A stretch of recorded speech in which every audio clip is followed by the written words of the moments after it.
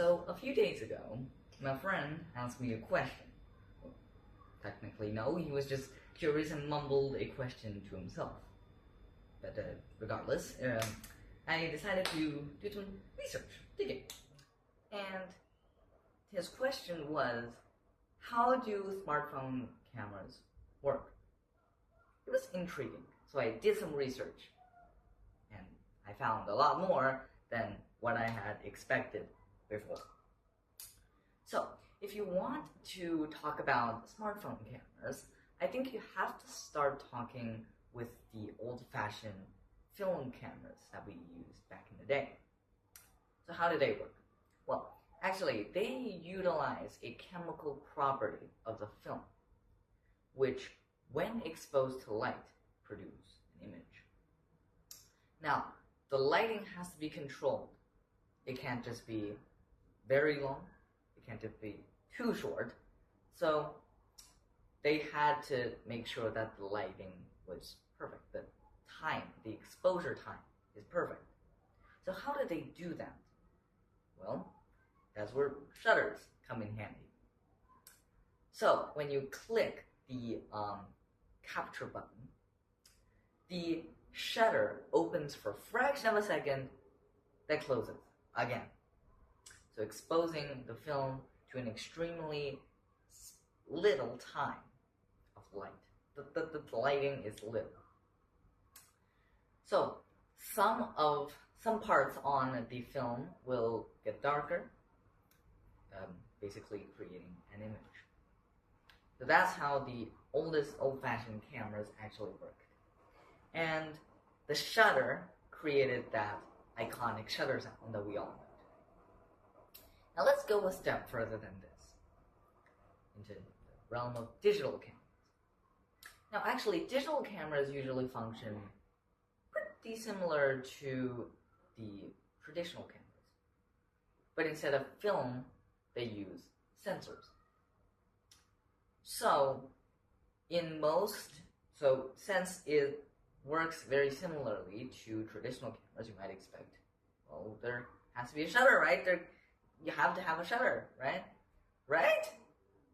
Well, actually, mostly not, unless it's a very dedicated camera like DSLR. That's a whole other story. But for a normal digital camera, including the ones on the phone, they don't have a shutter.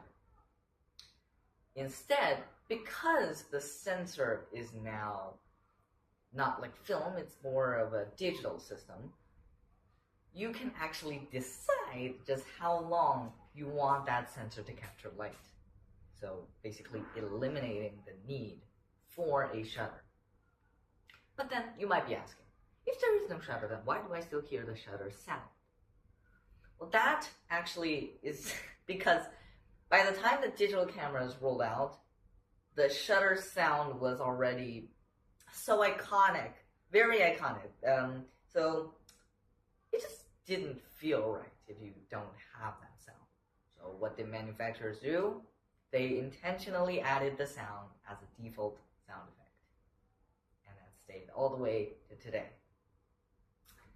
So, alright.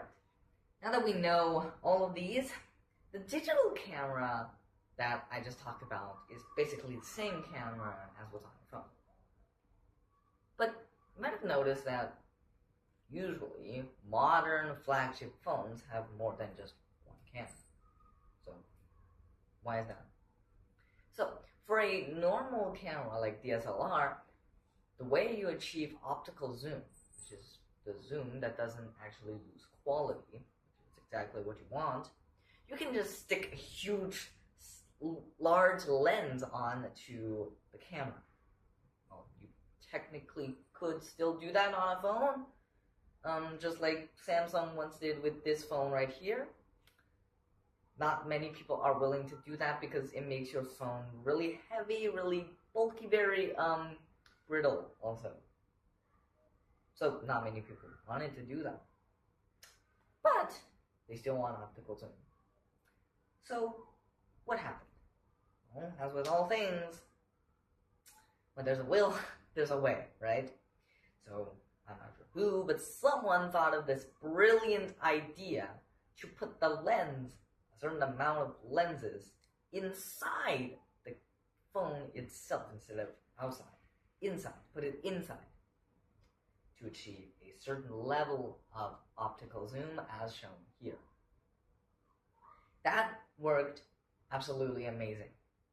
And so from this point onward, the telephoto, which is the lens that can achieve optical zoom, was born. But not all modern smartphones got this magical lens. For example, the base iPhone 17 or the Samsung S25 Edge. They don't have this camera, but they still have two cameras. So what is that second camera? Well, we've tried shooting normally, we've tried shooting in zoom, but there's one thing we haven't tried yet, which is the exact opposite to zoom.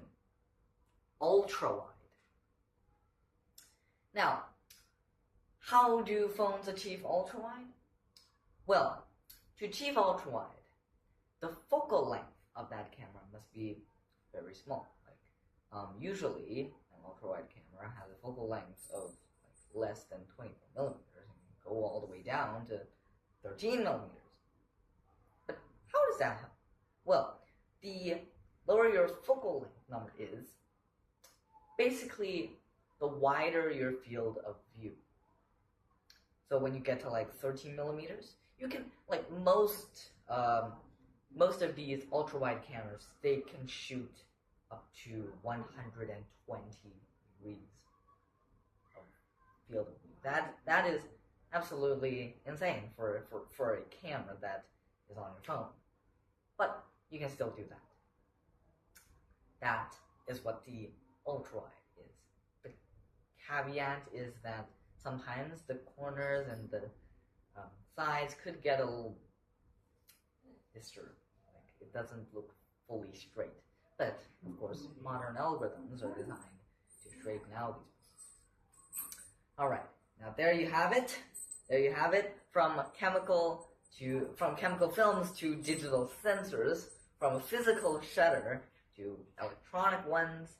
We've explored the oldest traditional cameras all the way to digital cameras, and now the triple cameras on your phone. Isn't that amazing? If you enjoyed this, please leave a like. And if you think someone else might be interested, you can share this video. And if you want more deep dives like this, subscribe. And I'll see you next time. Thank you.